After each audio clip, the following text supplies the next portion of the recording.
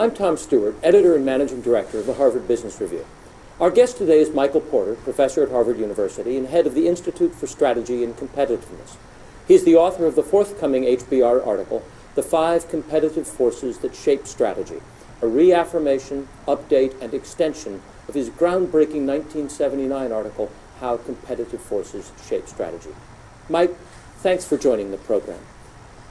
To start, let's remind our viewers of what the 5 competitive forces are.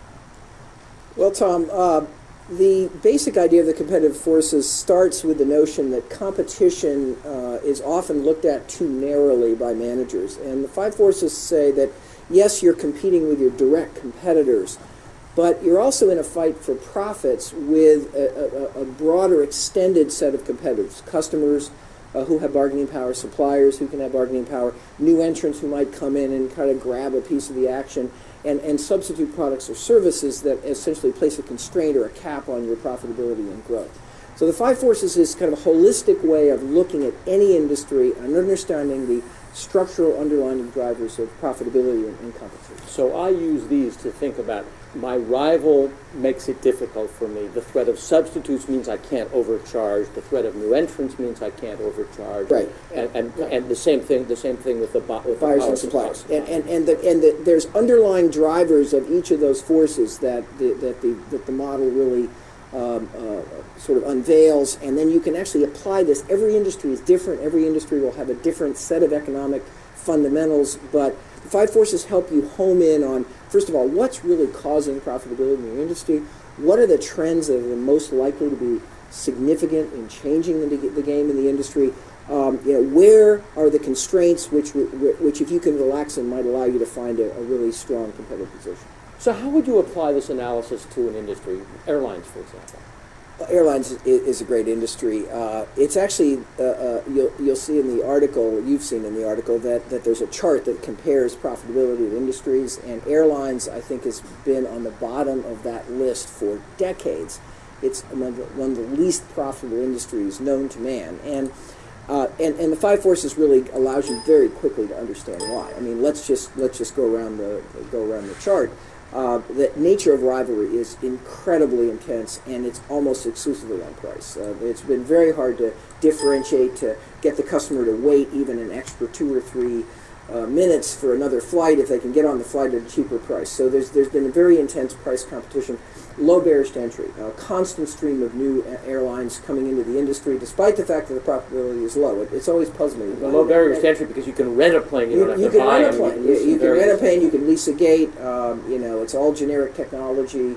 You can start with one flight between 2 city pairs. You don't have to. There's no real need to have a whole network in the beginning. And yet people keep coming in. I think it's just one of those sexy industries. It's a great example of how sexiness or coolness or hotness or cheapness has nothing to do with industry profitability. The underlying structure is what drives profitability. The customer is very fickle and price sensitive. Suppliers of aircraft and aircraft engines and even aircraft gates at airports now have a lot of clout. They can bargain away most of their profits. GE and Rolls-Royce and Airbus and Boeing make a lot more money than airlines. They get most of the profit. And then, of course, there's always a substitute of getting on the train or driving your car or shipping your goods by air, and that's kind of kept a concern. And you have powerful suppliers of labor too. That's another powerful supplier. Right, exactly. There's a great case where you have unionized labor, and unlike other industries, in this industry, particularly with the pilots, the labor can literally shut you down, and there's no way around it. So it's an industry where there are spurts of what you might call mediocre profitability, punctuated by long periods of terrible profitability. So every one of the 5 forces is very strong in that industry. Yeah. And you could take another industry where the 5 forces are Right. relatively benign in all cases. Like soft drinks. I mean, soft drinks has been a license to mint money, and again, it's the opposite kind of analysis. When I talk with students, we kind of joke around. There's 5-star industries where all the forces are attractive, like soft drinks. There's 0-star industries where all the forces are unfavorable, like airlines. And we're always trying to understand, okay, what's the configuration of underlying economic drivers that's going to really shape the profit potential of this industry? And then armed with that insight, what do I do about it? how do I try to relax the constraint that's holding back industry profitability? How can I position myself to kind of insulate from some of the gale winds of those forces? And those implications of the five forces are something that this new article has developed in much more detail. You conceived this framework nearly 3 decades ago, and it has been the most extensively used both in management scholarship and management practice of any strategy framework, and it really has it changed the definition of strategy in a lot of ways. In these 3 decades, what have you learned? What have you learned about the application of these ideas in the real world of business? Well, the wonderful thing, of course, we learned is that these concepts can be applied to literally any industry. It's a product, a service, high tech, low tech, emerging economies, developed economies.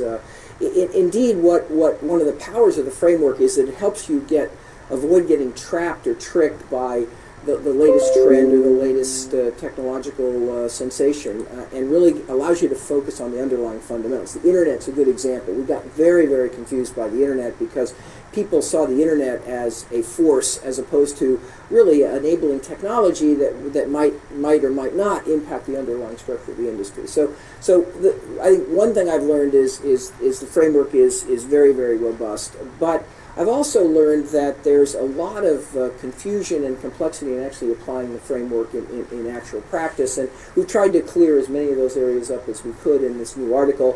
For example, how to think about rivalry.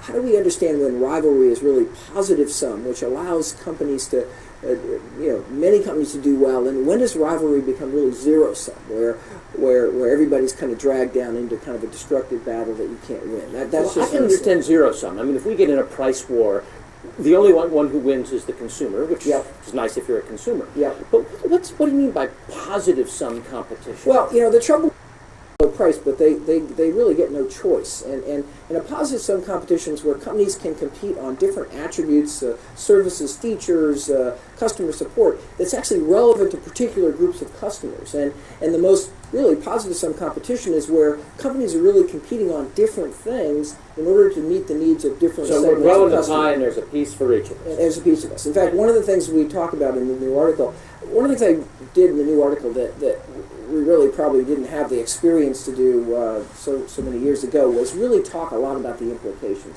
If this is the way competition works, what do you do about it? And one of them might be, in some industries, rather than go for market share against your rivals, you might be much better off just really expanding the pie, expanding the whole profit pool of the industry. That may be the best way for a market leader to actually improve their circumstances rather than to trigger a destructive battle with their head-to-head rival. How should a company get started using the five forces framework? You're working your strategy up, you decide this really works for me. How do you begin? Well, I think industry analysis and looking at the competitive environment is, of course, probably the starting basic discipline of any strategy formulation process. If you don't know what your industry looks like, if you don't know how it's changing, if you don't know what the drivers of competition are, you might as well, strategy is going to be, marginally useful, if not destructive. So we got to start with industry analysis. Figuring out what your industry is and drawing the right boundaries. And that's not always easy. It's not always easy. We've added a box in this new article which really addresses that question because I encountered so many companies that struggled with industry definition. Identifying really what the industry structure is in your particular industry.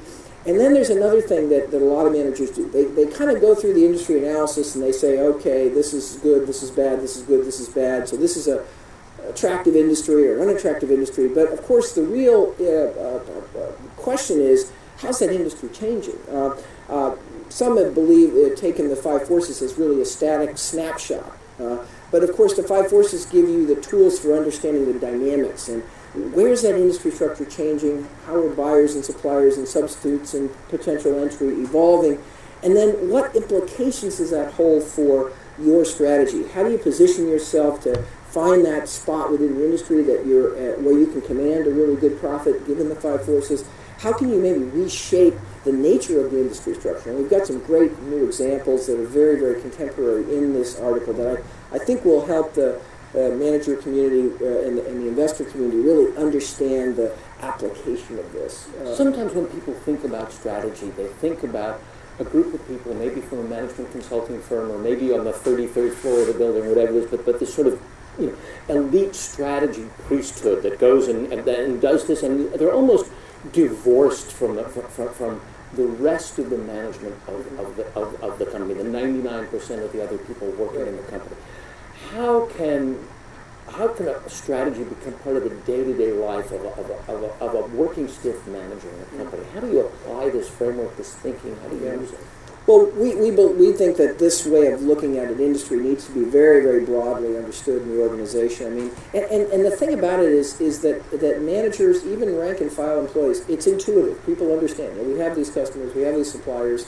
We're struggling with them every day. They're trying to get a better deal. We're trying to get a better deal. So intuitively, I think this is a way of helping people sort of step back from all the excruciating little details that characterize any business and say what's really important here.